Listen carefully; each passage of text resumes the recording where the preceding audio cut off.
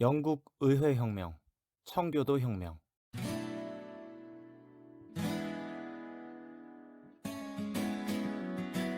봄바람이 날리며 흩날리는 벚꽃잎이 울려 퍼질 이 수업은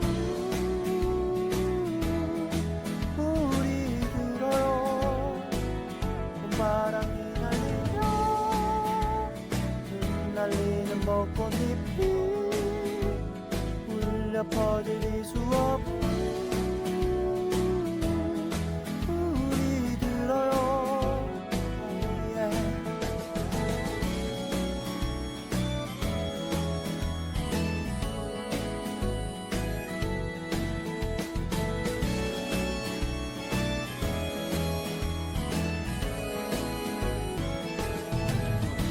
그대여 그대여 그대여 그대여 그대여. 우철쌤의 역사 수업 이제 시작할게요. 영국 의회혁명 내용으로 들어가기 앞서 16세기 영국 주요 종교와 그 상황을 먼저 살펴볼게요. 먼저 영국 국교회 이야기입니다. 영국 국교회는요, 헨리 8세가 영국 종교개혁을 통해서 만들었습니다. 자신의 결혼 문제와 관련해서 로마 가톨릭 교회와 사이가 틀어지자 영국 교회를 로마 가톨릭 교회에서 독립시키겠다라고 선언하면서 만들어진 것입니다. 그리고 수장령이라는 건 내리는데 이것은 영국 교회의 중심, 수장은 교황이 아닌 영국 왕이다라는 것을 선언한 것이죠. 로마 가톨릭 교회에서 완전히 영국 교회가 분리됨을 선언한 것입니다. 하지만 이후 메리 1세가 왕이 되면서 다시 로마 가톨릭 교회 소속으로 들어갑니다.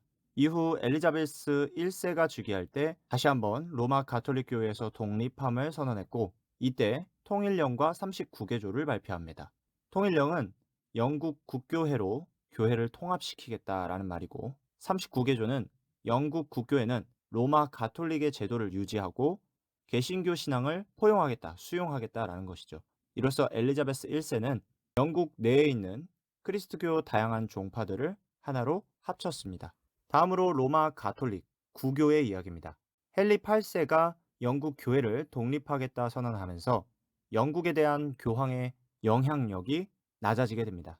하지만 영국 국교회는요, 로마 가톨릭의 제도와 사상을 그대로 따릅니다. 즉, 영국 국교회는 로마 가톨릭 교회의 소속에서 그냥 독립, 분리, 벗어났을 뿐 그 사상과 제도는 로마 가톨릭 교회와 똑같다라는 겁니다.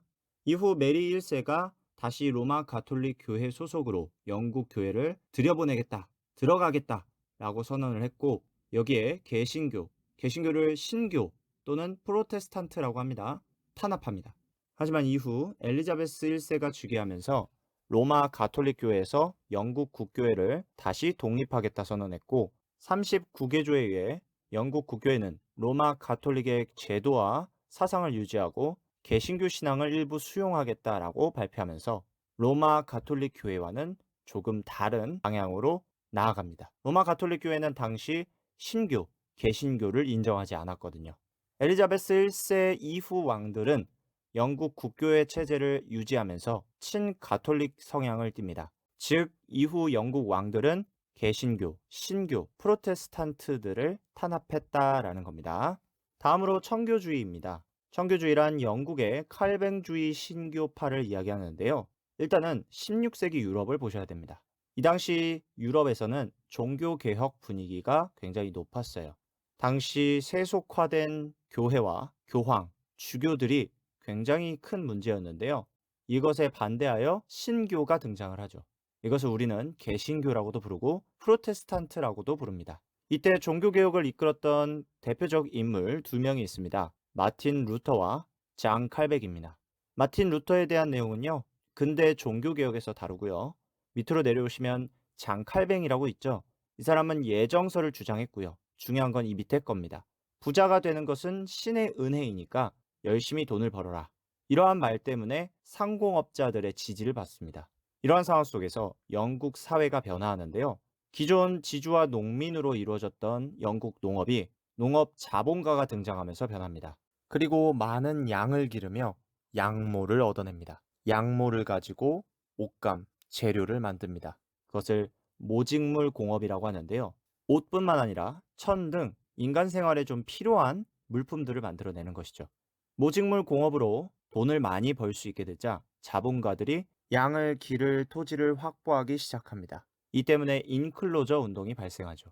각 지방에 있는 영토들을 다 끌어모아 사들여서 울타리를 칩니다. 이 땅은 내 땅이라고. 그러면서 주인이 있었지만 관리를 하지 않은 땅, 주인이 없는 땅에서 농사를 짓던 평민들, 하층민들이 도시로 쫓겨나게 됩니다. 이것이 나중에는 산업혁명으로 이어지기도 하죠. 어쨌든 다시 돌아와서 자본가들이 토지를 확보하고 양을 길러 양모를 많이 얻고 그 양모로 모직물 제품을 많이 만들고 이것을 영국뿐만 아니라 해외로 수출하면서 자본가들은 돈을 많이 벌고 세력을 크게 키우기 시작합니다. 그러면서 젠트리, 중산층으로 성장을 하죠. 이 과정에서 수출, 판매, 상인이 성장을 합니다. 자, 위에 있는 장 칼뱅이 이야기한 부자가 되는 것은 신의 은혜이다. 이로써 상공업자들의 지지를 받았다. 이것과 자본가들, 젠트리, 상인의 성장, 이것이 연결됩니다. 영국에서는 이 칼뱅주의를 따르는 신교도들이 많아지게 된 것이죠. 영국에서 등장한 칼뱅주의 신교, 이것을 청교주의라고 합니다. 이 청교주의를 믿는 사람들을 청교도라고 하죠. 이렇게 등장한 청교주의에 대한 영국 정부의 반응은 부정적이었습니다. 왜요? 왜일까요? 영국 국교회는 로마 가톨릭, 구교를 따른다고 했었죠. 그 때문에 로마 가톨릭 교회도 이 신교에 대해서 탄압하니까 영국 정부도 똑같이 청교주의, 신교를 탄압했습니다. 하지만 청교도들은 돈을 많이 벌었다고 했습니다. 그러면서 세력을 키웠고 이로 인해 점점 청교도들이 영국 의회로 진출하기 시작합니다. 그리고 이 의회에 진출한 청교도들은 로마 가톨릭 제도를 따를 수 없으며 로마 가톨릭을 영국 국교회에서 완전히 제외하라고 주장을 하죠. 이렇게 영국 국교회, 영국 정부와 청교도, 영국 의회가 대립 관계를 형성하기 시작합니다. 역사는 우철, 뒤철. 튜더 왕조 엘리자베스 1세가 후계자 없이 사망합니다. 다음 왕을 찾아야 했기 때문에 후계자 중 상속 1순위였던 메리 스튜어트의 아들인 제임스를 영국 왕으로 즉위시키죠. 제임스는 당시 스코틀랜드 왕이었습니다. 제임스 6세라고 불렸죠. 이 제임스 6세가 영국 왕으로 즉위하면서 제임스 1세가 됩니다. 여기서 메리 스튜어트는 누구일까요? 이전에 스코틀랜드 여왕이었고 프랑스의 왕비였고 영국 튜더 왕조의 후손이었습니다.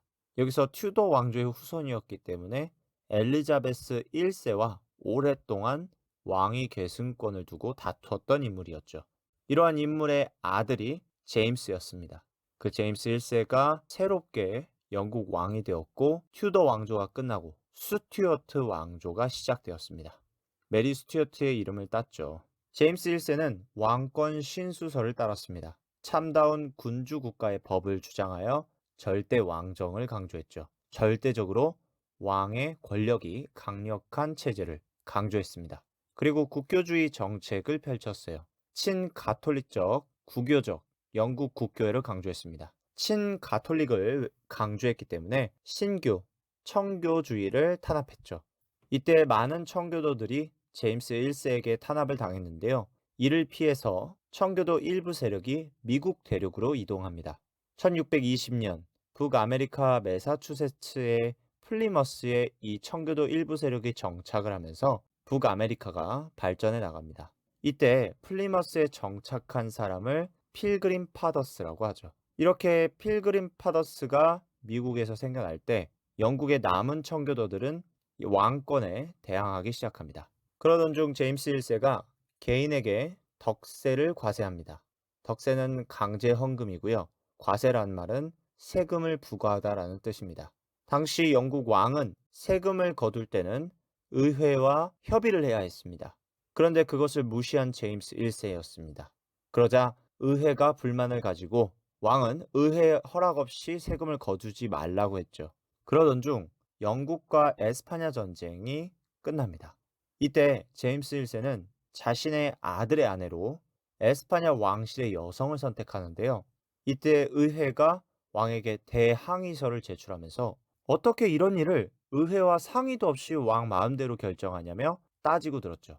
의회의 권한을 강조했습니다. 지켜라. 결국 제임스 1세는 의회의 요구에 따라 아들의 아내로 에스파냐 여성이 아닌 프랑스 왕실의 여성을 선택합니다. 이후 시간이 흘러 찰스 1세가 즉위하는데요. 찰스 1세 또한 국교주의 종교 정책을 따릅니다.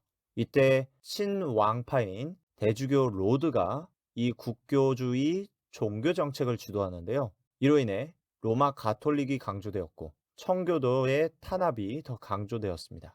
그 결과 미국 대륙으로 이동하는 청교도들이 증가하고 남은 청교도들은 왕권에 더욱더 저항하게 되었죠. 그러던 중 영국과 에스파냐 프랑스 연합의 전쟁이 발생합니다. 전쟁 역시 비용이 들겠죠. 이 전쟁 비용 때문에 국가의 재정 상태, 돈이 줄어들게 됩니다. 약해지게 돼요. 그러자 찰스 1세가 영국 의회의 허락 없이 과세를 합니다. 그러자 영국 의회는 왕에게 권리 청원을 제출하면서 왕을 비판했습니다. 이때 얘기한 것이 왕권보다 의회권이 우선이다. 의회의 허락 없이 과세하지 마라. 이것은 청원이다. 청원이란 말은요, 우리가 과거에서부터 가지고 있던 권리를 요구하는 것을 의미합니다. 결국 찰스 1세는 이 권리 청원을 승인하죠. 하지만 이것은 찰스 1세가 의회를 속이기 위한 그런 방법이었습니다. 찰스 1세는 영국 의회를 해산하고 지도자들을 다 감옥으로 보내버리죠. 권리 청원 내용 한번 살펴보시고요. 그냥 넘어갈게요. 의회 해산 이후 11년간 영국 의회는 소집되지 않았습니다. 그리고 찰스 1세는 자의적인 전제 정치, 왕 중심의 정치를 시행하죠. 이때 친왕적인 인물, 대주교 로드와 백작 스트라포드가 왕권을 지지하고 나서 이것저것 정책을 펼쳐나갔죠. 그것 중에 대표적인 것이 선박세였습니다. 원래는 해안가 도시에 부과한 세금이었는데 점차 내륙 도시에서도 부과를 하면서 백성들의 비판을 엄청나게 받게 됩니다. 특히 존 햄던이라는 사람은 선박세를 납부하지 않겠다며 거부하고 소송을 걸었죠. 하지만 이 소송에서 패배한 존 햄던은 왕권 저항 세력의 지도자가 되면서 본격적으로 왕권에 저항하고 나섰습니다. 또한 왕은 공업의 길드 제도를 강요해서 공업, 상업 이 분야의 사람들에게 비판을 받죠. 이러한 전제 정치는 왕에게 저항하는 세력인 반왕파의 성장을 돕게 됩니다. 이러한 상황 속에서 대주교 로드가 스코틀랜드에게 영국 국교회를 따르라며 강요하는 사건이 발생합니다. 그러자 스코틀랜드가 반란을 일으켰고 스코틀랜드와 전쟁을 하기 위해 찰스 1세가 전쟁 비용을 마련하기 위해 11년 만에 영국 의회를 소집했습니다. 그러자 영국 의회는 왕에게 반발했죠. 당신이 원하는 걸 주기 전에 우리의 권리를 먼저 보장해라.